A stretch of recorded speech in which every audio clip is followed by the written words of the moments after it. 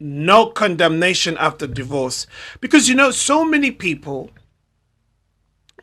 are haunted by the thought that they are divorced, and divorce is something bad that should not happen, and God is against divorce. And those people who are getting divorced, they get labeled, and somehow their life just enters into another chapter of misery and rejection and pain and shame and all these things. And that's the reason why I am putting this out there, to tell you today that shouldn't be the case. Who have gone through it, they listen to lies from the enemy most of the time. But the truth of Scripture proclaims freedom for those who are in Christ. Therefore, there is now no condemnation for those who are in Christ. There is no, when it says no condemnation, it means no condemnation. You need to understand this. Whatever is causing you to feel shameful, whatever is causing you to feel down, whatever's bringing that feeling, nothing to do with God. God's desire is not to leave you in shame, but to clothe you in dignity and restore your joy. Regardez notre nation. Regardons bien notre pays. Dieu nous a bénis avec ces grands pays. L'envie de tous les peuples, tous les pays. Les gens parlent que de notre pays en bien. Mais la majorité des temps, c'est nous les Congolais, en principe, qui parlent en mal. Non. Que voyons-nous pour notre pays, la RDC? Que voyons-nous pour notre pays, la RDC? Dieu nous a bénis. Dieu nous a donné cette terre. Que voyons-nous? Parce qu'il y a certaines personnes, pour eux, c'est toujours en Europe. C'est là où il y a la vie. Nicholas, I want to minister to you. I feel the Spirit of the Lord is speaking to me right now. Even before the foundation of the world, you're going to call yourself when I called you. And on the inside of you are planted dreams and visions. But the Lord said this is a strategic timing for you. You tear down mindsets. You tear down strongholds. And you change the thinking of my people. Hello and welcome again to my channel. I want to share with you another topic that I have today. Now, today I want to continue and sharing with you what I have been talking about for a number of videos that I have already put out there, to do with divorce.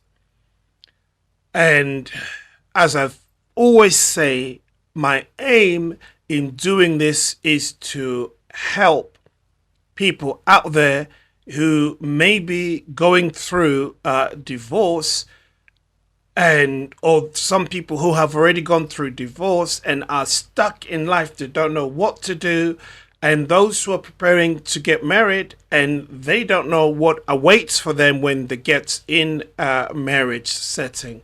That's the reason why I'm putting this information out there, to help you so you can navigate this world. There is so much that you want. There's so much at stake, put it that way.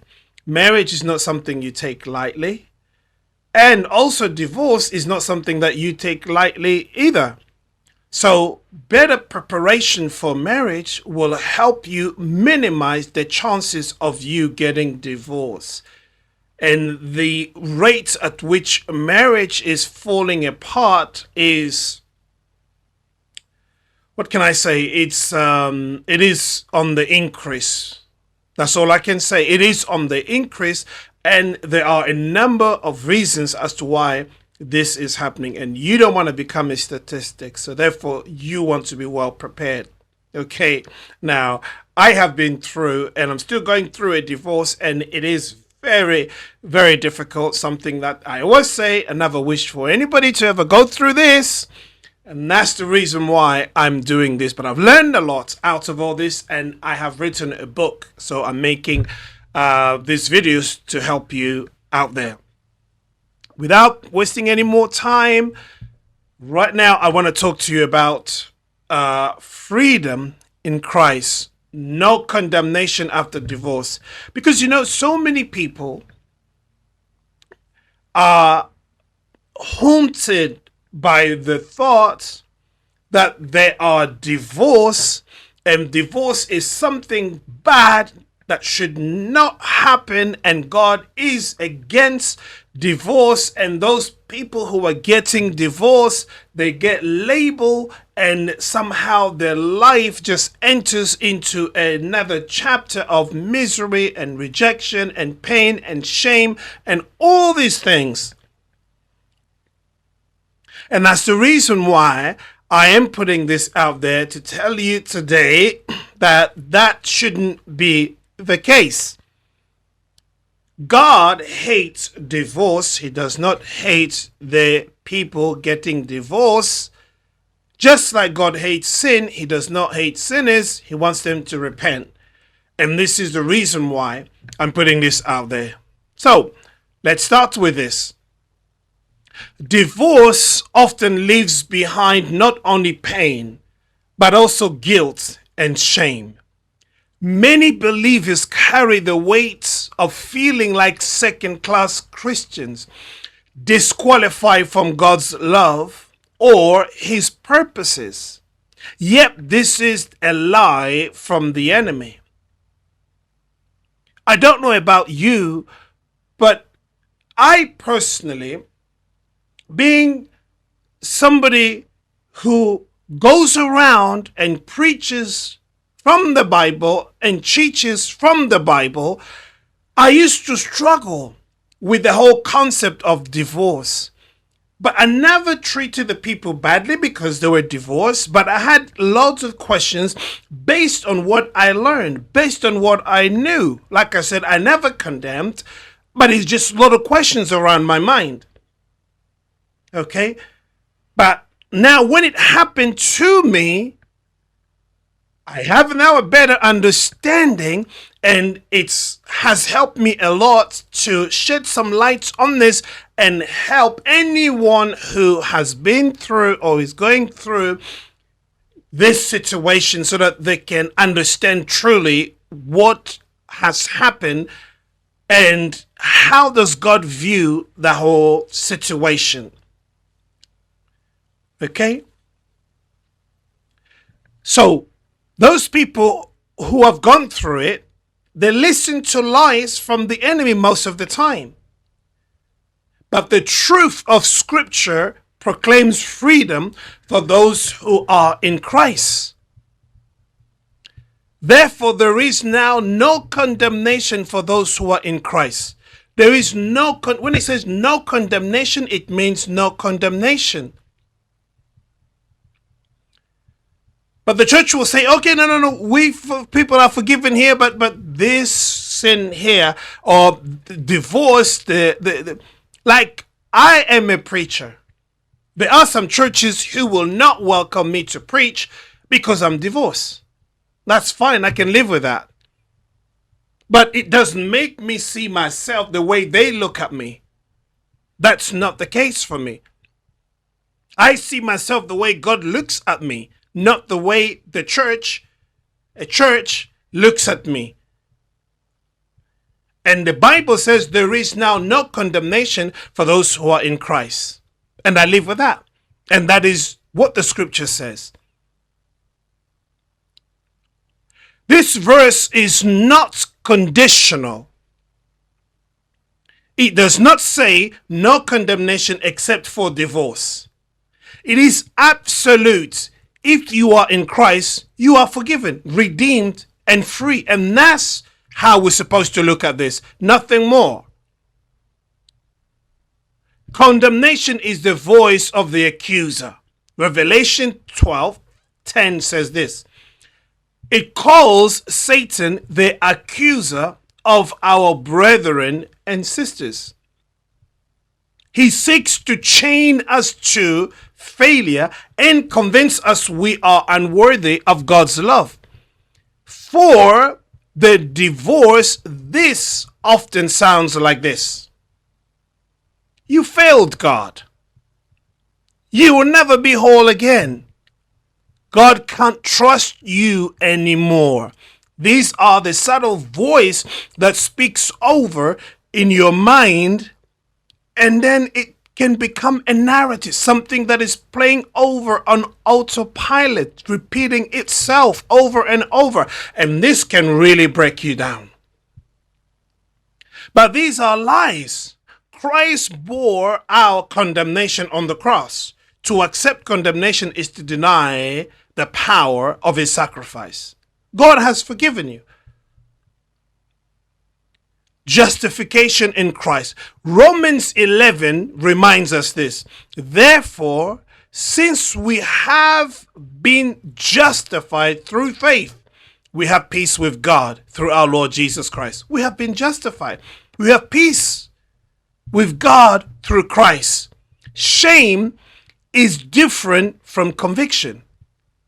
Conviction comes from the Holy Spirit to lead us to repentance and life. Shame comes from the enemy to keep us in bondage.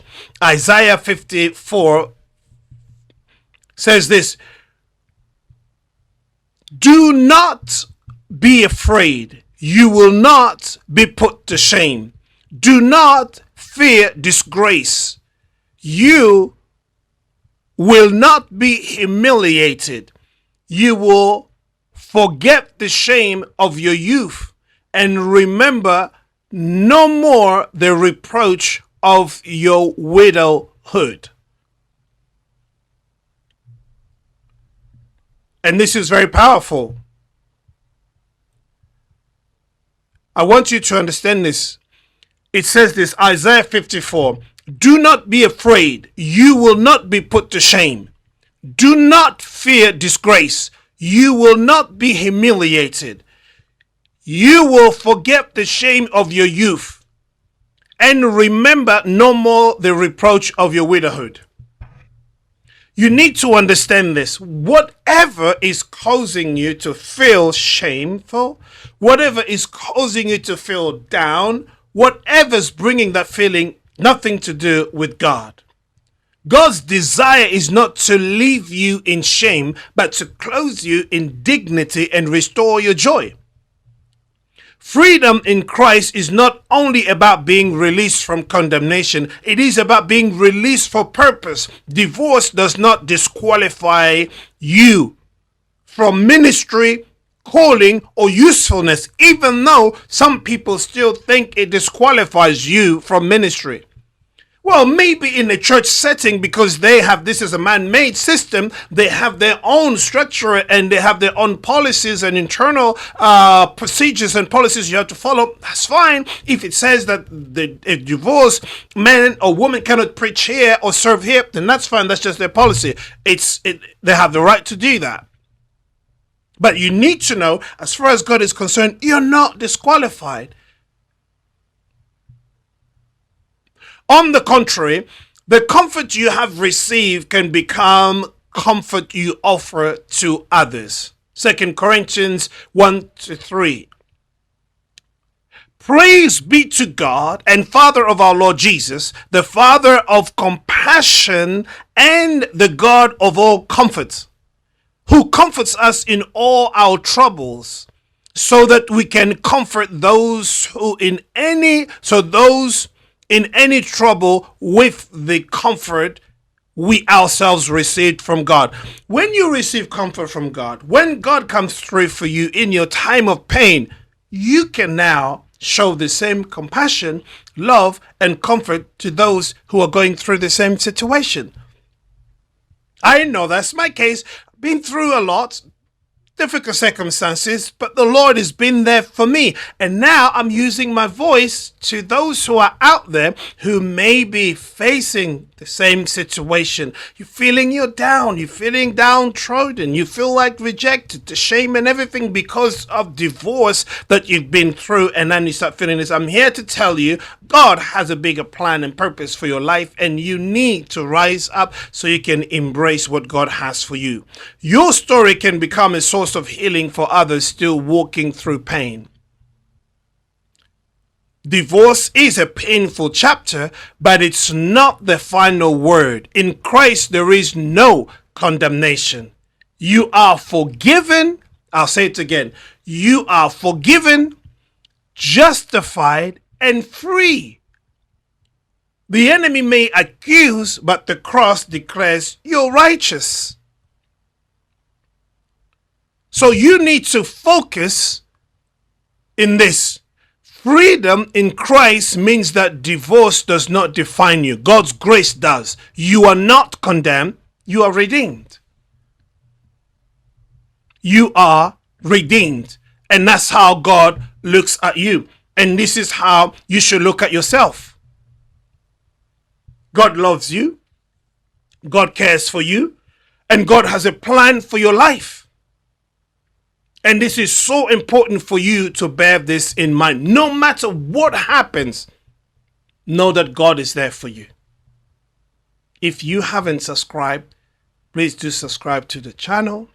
Share this with other people and give us thumbs up. If you have any questions, put it down in the comments below and let's engage in this conversation. Thank you for watching, and I'll see you in the next video. Thank you. Bye-bye for now.